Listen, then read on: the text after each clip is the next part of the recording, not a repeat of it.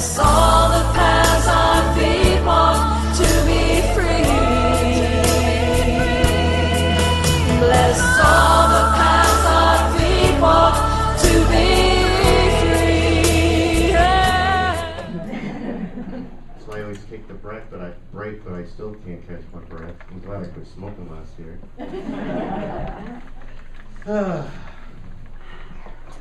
Celebrate my feelings? What is this guy, crazy? I knew I shouldn't have come here. Obviously, he didn't hear me. Or any of us, for that matter. You know, I just spent the last 2 years processing this can of worms I opened at this workshop called Emergence. A bunch of airy-fairy people wanted to tell me I created all the crap that ever happened to me in my life. And then they had me crawling around on the floor like a 2-year-old in some rebirthing crap exercise. Next thing I know, every insecurity I ever had in my life is on me like white on rice. And now I find I'm petrified a relationship with women, even though I'm complaining about being alone. And oh yeah, now the airy-fairy people that are making me meditate. And oh great, the recurring nightmare I've had about this crazy lady at the top of an obstacle course wall turns out to be the first grade teacher that molested me. Great, thanks. And you're saying to celebrate this? Wonderful. I found out this wonderful, blissful art of meditating. That this is the first grade teacher who did this, and now I'm ashamed of my sexuality before I even know what the word sexuality means. And this guy wants me to celebrate that? What a crackpot. What do you want me to do? Throw a party? Hey, I'm a basket case. Come on over. Bring Chex Mix. Both my parents are dead. No one loves me. Oh, and I'm neurotic about cleaning sinks. Let's have pie. Hell, let's really have a blast. Bring mind-altering stuff too. And ho-hos. I really like ho-hos. I mean, if you're gonna celebrate feeling miserable, you might as well have really good drugs and some ho-hos. I mean, geez, guys. I don't know if I can hang with these people. I'll stay for this workshop, just not to be rude to Margie since she bought it for me as a gift, but I doubt I really can associate myself with these people for, well, longer than this weekend. He obviously doesn't know how to process people. What do you mean I'm dancing around the issue? I'm not dancing. Oh, you mean I wasn't standing still? Oh, I didn't know that. You saw that? Wow. Gee, that guy over there, he looks numb. Yeah, actually, he doesn't look like he feels anything at all. God, he even looks kind of gray. At least I'm not that bad. Gosh, I even feel good things sometimes. Let me give this guy a chance. That was my workshop in December of 1990. 25 plus years ago. That was the art sellers workshop that Margie, Scott, and I facilitate to this day. Celebrate your feelings. Again, sounds like a crackpot idea. But from that perspective, revel in the fact that I'm alive to process what I'm feeling and that I feel it all. That's the gift. And that's the reason we came to this planet, to feel. Through all our senses and all of our bodies, we came to this planet to feel. Now we have 4 basic bodies. We're all aware of our physical body. We can see it, feel it. It moves us around on the planet. We can run, jump, push, and pull. We like to look at other bodies. We like to see if the curves or angles of those bodies please us visually. We like to see those bodies we deem as pleasing to us without any clothes on. We like to touch each other's jiggly bits. And we are very aware when those bodies are in pain or in distress. I can tell if I'm bleeding. I can tell if I'm leaking. I can tell if I'm aching. If I'm hungry, I can tell if I'm wet or dry. I can even tell if I'm aroused. But everybody's aware of that part of their body, right? Or not. Because sometimes we can completely shut down any part of our body. We can shut down our functions because there's 3 other parts, 3 other bodies that might take the lead in any given moment. Depending on what state of being they are in will determine how they affect your physical body. There's also a mental, a spiritual, and emotional body. And those might not be as easy to identify or to notice. But in our earth walk, we're always seeking balance. And everything in our life will be seeking balance.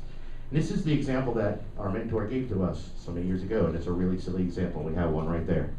We have two right there. It's called a ceiling fan. Now I'm going to go on the premise that it's a 4-blade ceiling fan. It's not the 3-blade ceiling fan. Because we have an emotional body, a physical body, a mental body, and a spiritual body. But I'm starting with the emotional body first, because from that place, how we feel can determine everything in our life. This year I'm going to address all the bodies as I do talks, and I've actually always been talking about one or the other anyway. I'm just kind of now telling you that I'm doing that. But for the next 2 weeks, we're going to be talking about the emotional body. Now, last week I mentioned in my talk, Resolved, about literacy.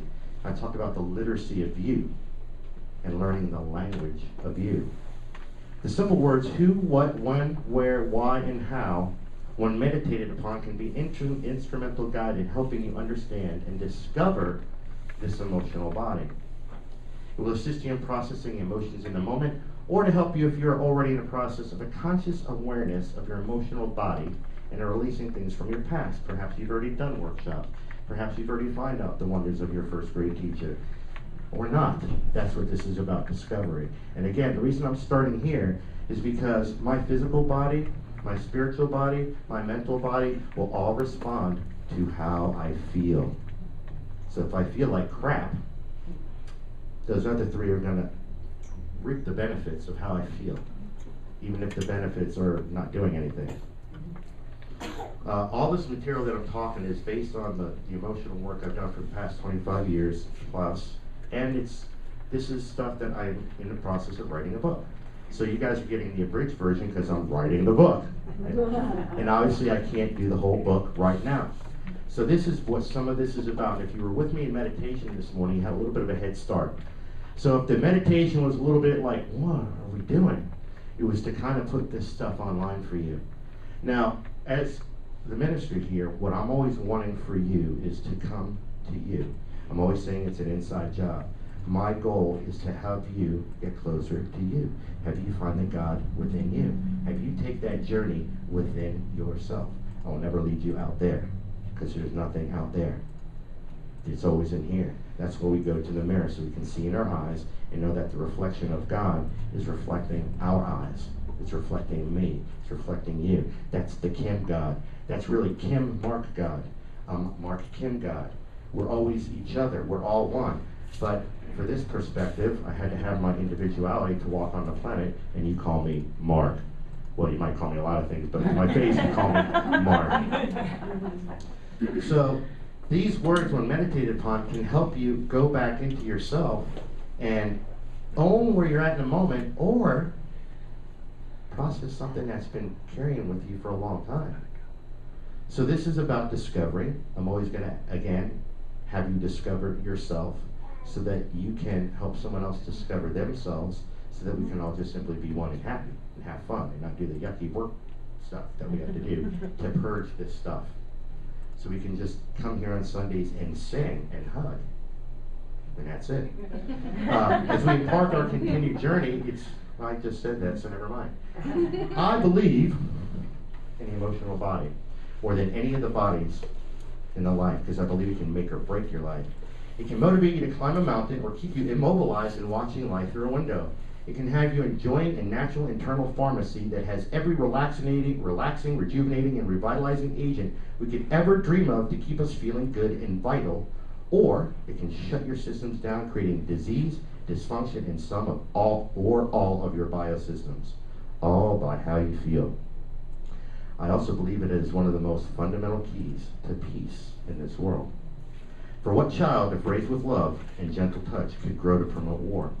What child, if held and nurtured, would grow to bully another? And what child, if truly taught the language of feeling and of love, could ever strike out in violence? Breathe for a moment, because that one is what it's all about for me. It's about the children, and it's about healing the child within us, so that we as adults can teach those children peace from day one, so they're not having to unlearn and heal. For the season of nonviolence is upon us. It's about to happen. It's observed on January 30th, 2014. That's when it begins. It was established by Arun Gandhi, Mohandas Gandhi's grandson, as a yearly event celebrating the philosophies and lives of Mohandas Gandhi and Martin Luther King Jr. The season begins with the anniversary of Mohandas Gandhi's assassination on January 30th and ends with the anniversary of Martin Luther King Jr.'s assassination on April 4th. It is anchored by a mission statement of principles and commitments by participants towards living in a nonviolent way. We at the Pod have committed through our love and understanding of our universal oneness to act in nonviolent ways all the time. We have welcomed workshops and philosophies of effective communication without violence. We have an entourage of people leading emotional breakthrough workshops designed to help you through the heaviest of these emotions. My contention is have the world work their emotional bodies, and the season for nonviolence will be winter, spring, summer, and fall. We won't have to do a special day. And then Margie, Scott, I, and a whole other bunch of people will be out of jobs as workshop facilitators. And that's the goal. That's always my goal. I want the children to be going, what were workshops? They used to do what? Process? But until then, let's get busy. Today we're going to be going over the first three. It's going to be who, what, and when.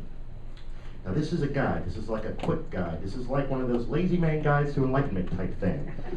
This is not an exact science, guys. This is about look within you.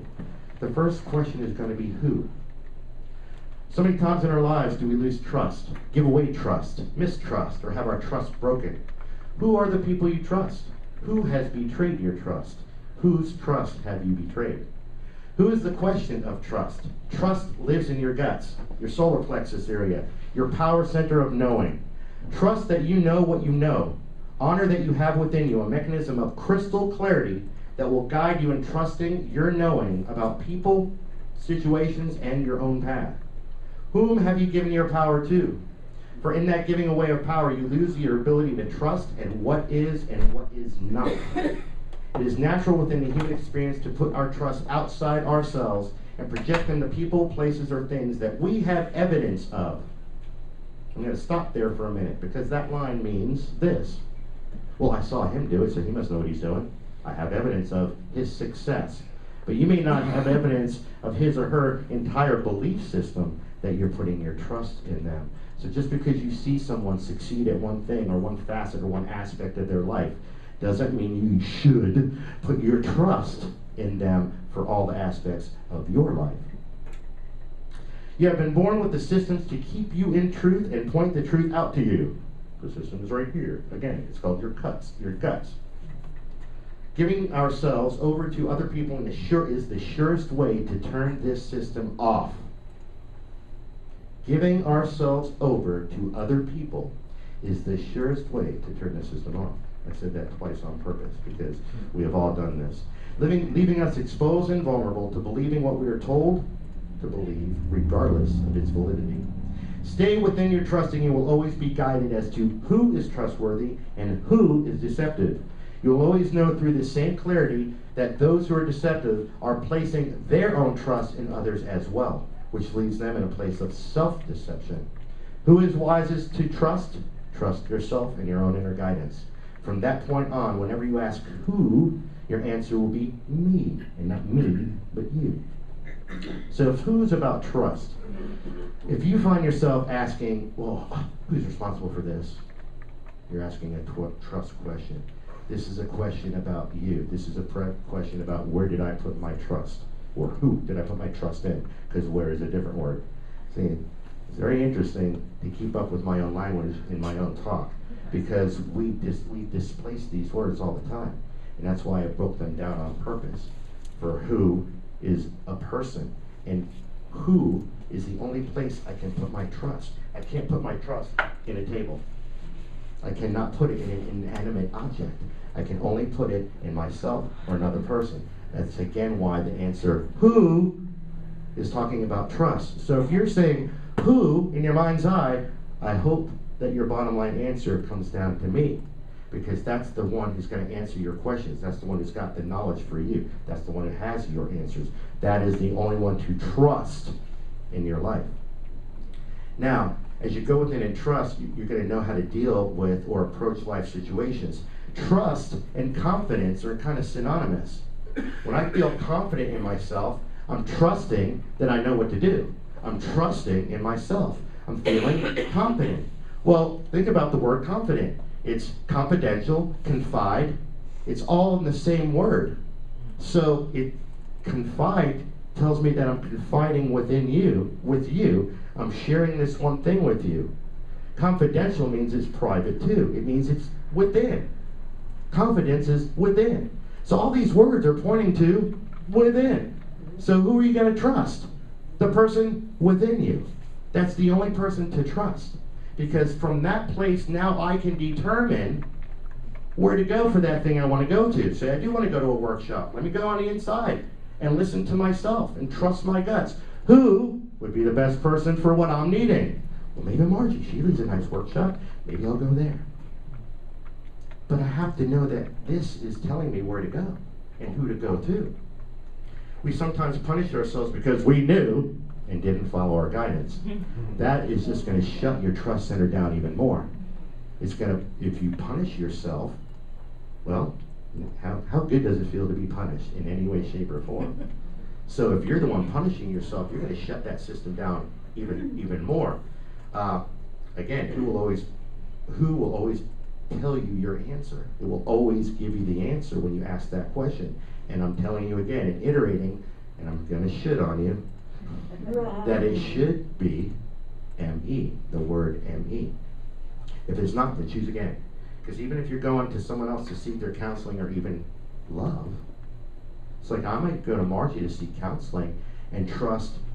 I trust myself. I feel her energy. I know she's safe. I know she's going to help me. Well, what about love?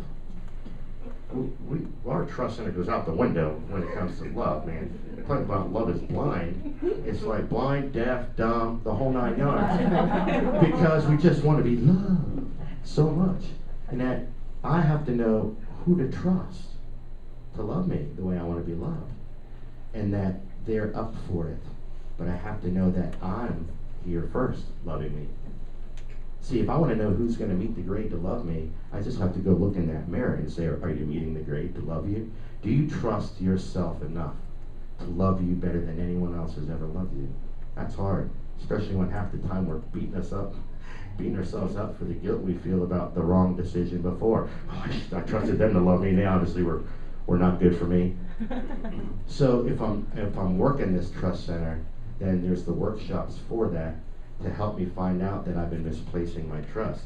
But you are still the one who you trusted to make the choice in the first place, and you are still the one in charge. I mean, the who is always you. I mean, after all, what I am is what I am, right? It's just the thing is what it is. The second question we come to is what? What is the question of the ears? What is being said to you?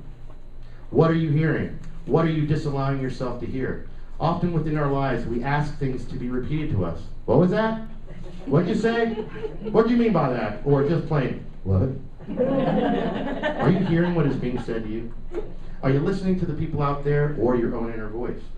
What is the question of your hearing and listening? Be it within your own self or from outside sources.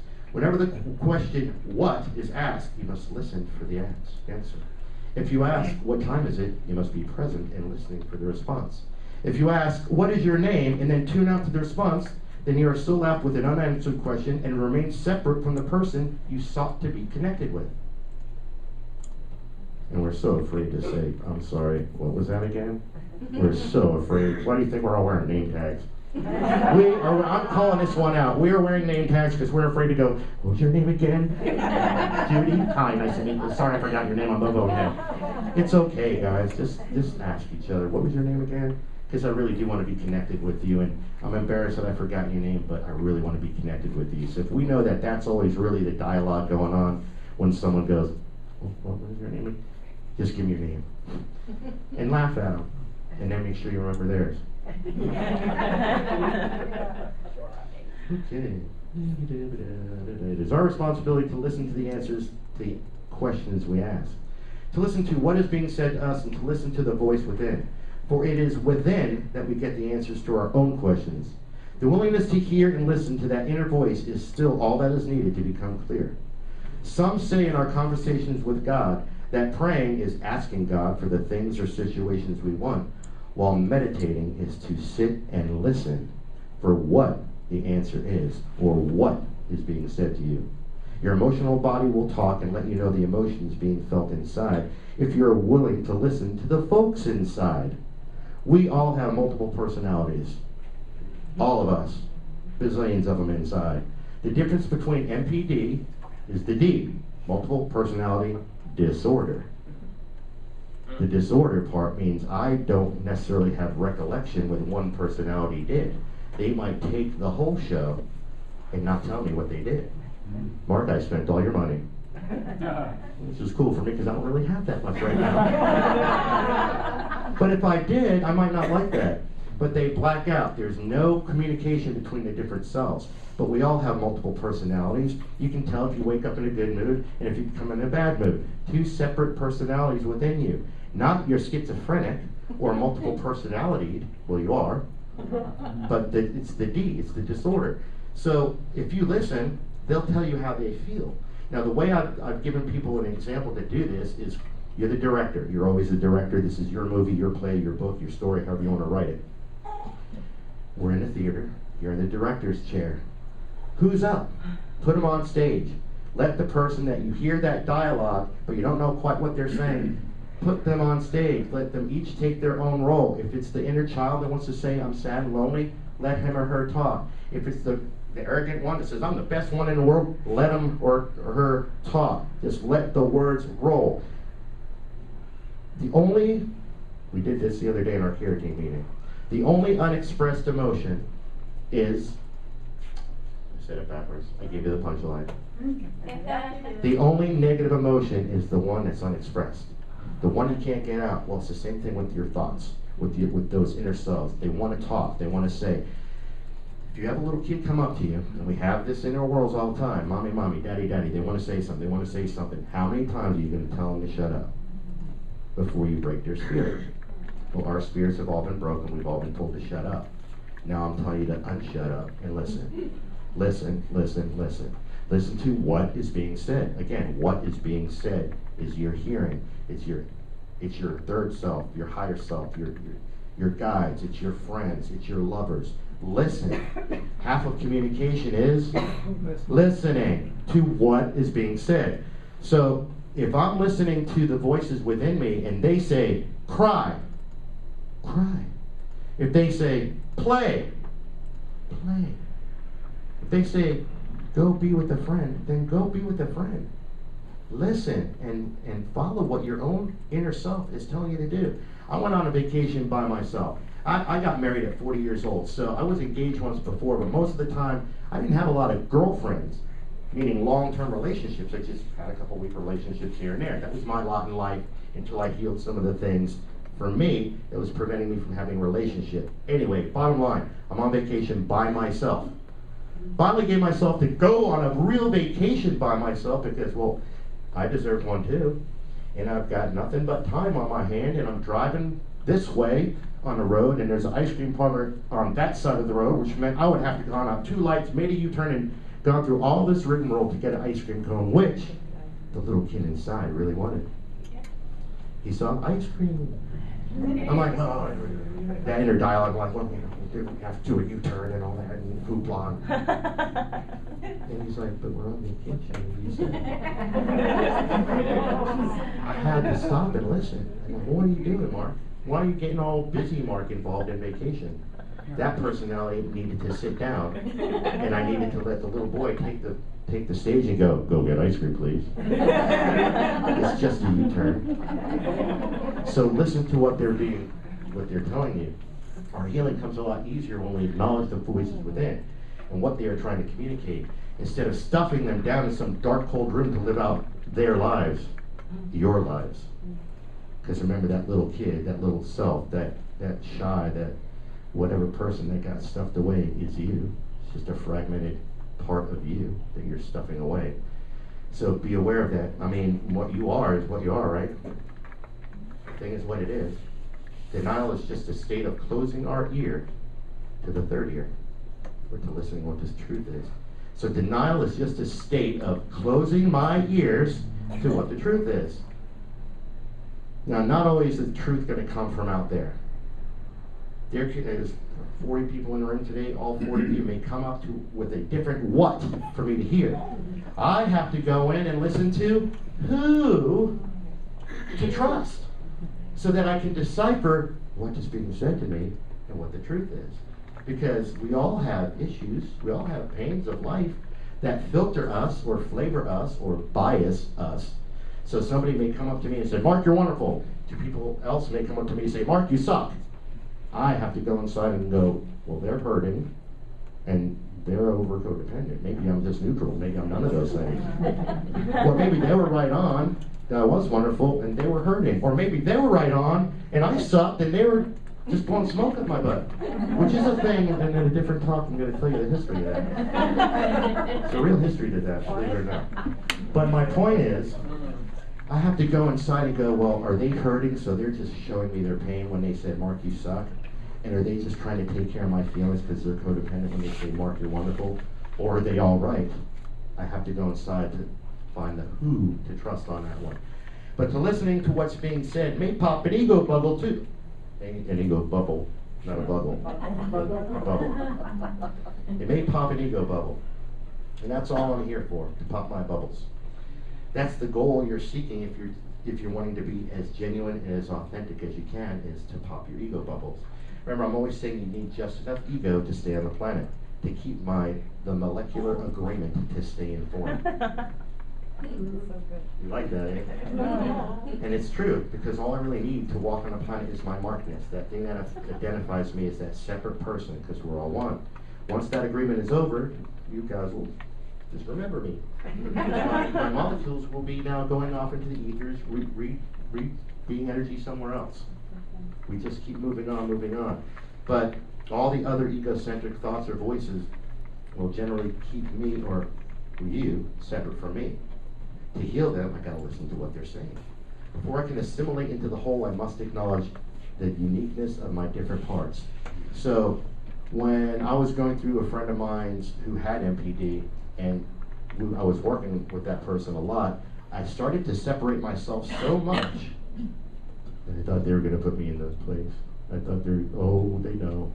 They're going to put me in the place and not let me out.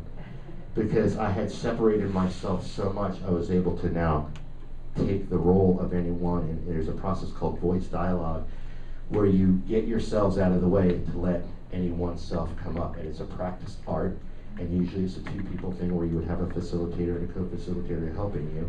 But if you've done a lot of work on yourself, a lot of emotional work, you can do this by yourself. You can go within and ask the different personalities within you that are designed to protect you. Like there's a little kid here where there's going to be a protector. Like me, I am the protector of the children in my body. There's little kids around. Again, don't ever think I'm holy, because I might go berserk and break the person in half that is trying to hurt the little kid. You know what I'm saying? I would have to breathe as much as I could to stop that as peacefully and as non-violently as I could, because the protector in me doesn't know the other things all the other selves in me know. He wants to just come out with a physical protection because I'm strong enough to do it. I have to go inside and bring everybody else on board so that he doesn't be the one to react, because that's all he knows. It's his job. Just like I always tell people, we all have a paranoid part of us. Well, we may not need to be paranoid anymore because there's no tigers chasing us. So with that part of my personality, I let him watch the door, give him a job, give him something to do. And he's always going, everything's okay, everything's all right. I'm like, good. He's not running the rest of my life then, because I gave him a job. So again, there's no tigers chasing us anymore, so I don't need that energy with me 24/7, unless I live in the Bronx. Maybe there's a tiger chasing me. Maybe I need to be aware.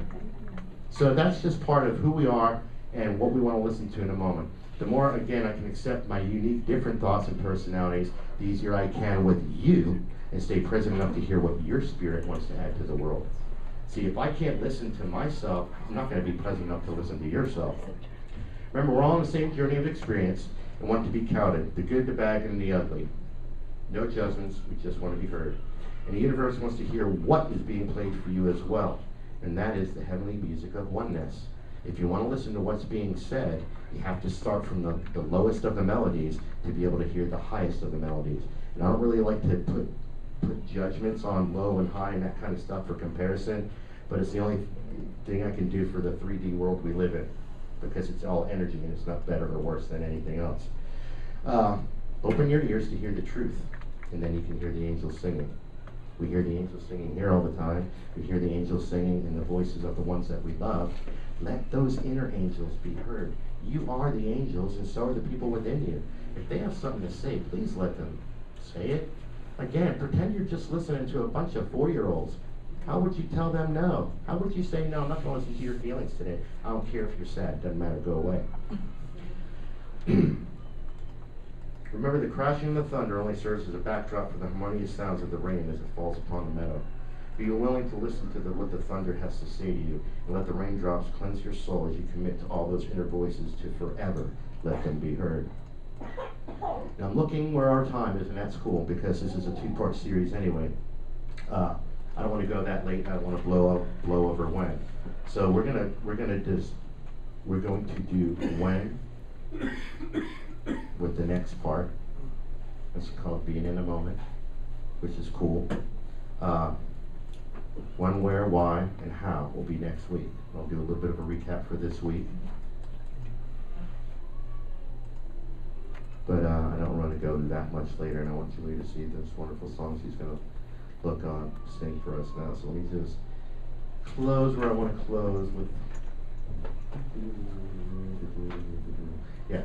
So I'll just close this and just close it.